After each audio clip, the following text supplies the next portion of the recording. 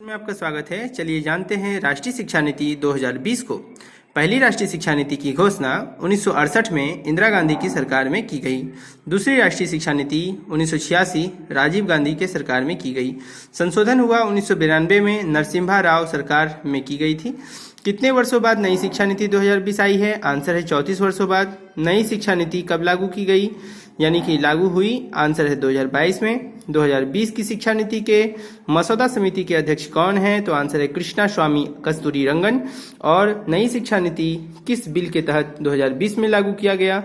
Answer है NHEB, national higher education bill. अगला question है कि राष्ट्रीय शिक्षा नीति 2020 को कैबिनेट की मंजूरी 29 जुलाई 2020 में मिली। नेक्स्ट क्वेश्चन है कि नई शिक्षा नीति किस शिक्षा नीति की जगह पर लागू की गई? आंसर है 1986 और राष्ट्रीय शिक्षा नीति 2020 में 20 के क्या उद्देश्य हैं?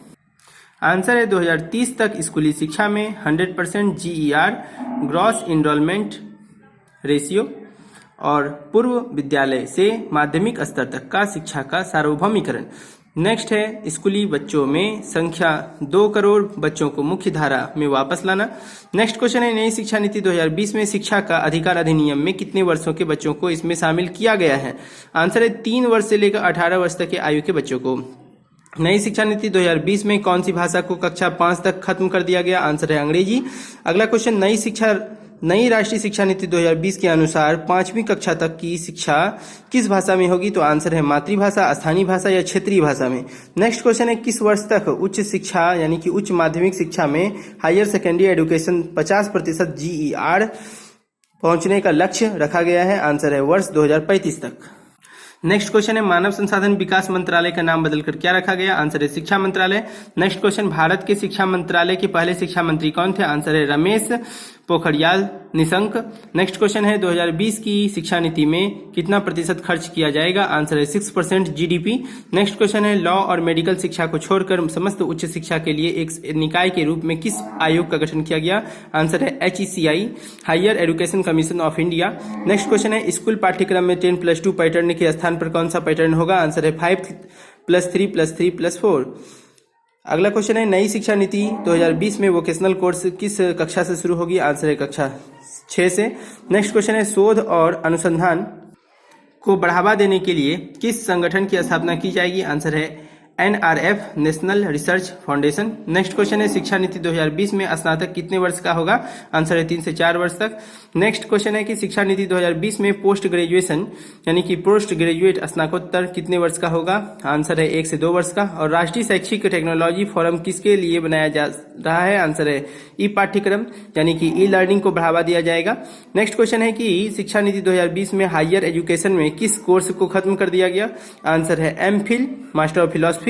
नेक्स्ट क्वेश्चन है कि ये PhD के पहले करना होता था। नेक्स्ट क्वेश्चन है कि विश्वविद्यालय अनुदान आयोग की स्थापना की गई थी, कब की गई थी? तो 1956 नई दिल्ली में।